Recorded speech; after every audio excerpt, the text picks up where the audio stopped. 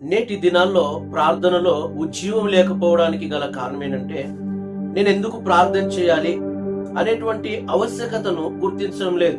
నేను ప్రార్థన చేస్తే దేవుడు వింటాడా?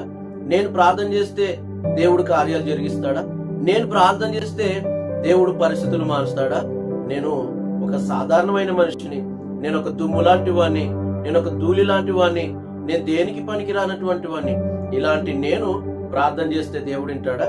కాబట్టి నేను ప్రార్థన చేసినా ఒరిగేదేమి లేదు, చేయకపోయినా ఒరిగేదేమి లేదు అనేటువంటి ఇలాంటి మనస్తత్వాన్ని చాలా మంది కలిగి ఉండడం వల్ల ఏమవుతుందంటే, ఈ ప్రశ్నలకు సరైనటువంటి జవాబుని వెతకకపోవడం వలన నేను ప్రార్థన చేసినా నాకు జవాబు రాదు అనేటువంటి మనస్తత్వం కలిగి చాలా మంది జీవిస్తుంటున్నారు.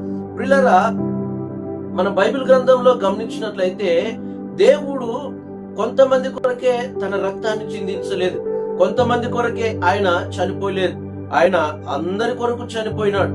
కనుక ఈ దినాన దేవుని దృష్టిలో అందరూ కూడా సమానమే. ఒక సహజమైనటువంటి వ్యక్తి, నేను సాధారణమైనటువంటి వ్యక్తిని అనుకున్నా కూడా నీవు ప్రార్థన చేసిన నీ ప్రార్థన వింటాడు. ఎందుకంటే దేవుని వాక్యంలో ఆదికాండం 1:26 చూసినట్లయితే, నీవు ఆయన పోలికలో ఉన్నావు, ఆయన స్వరూపంలో ఉన్నావు కాబట్టి నీ ప్రార్థన వింటాడు, నీకు జవాబు దయచేస్తాడు.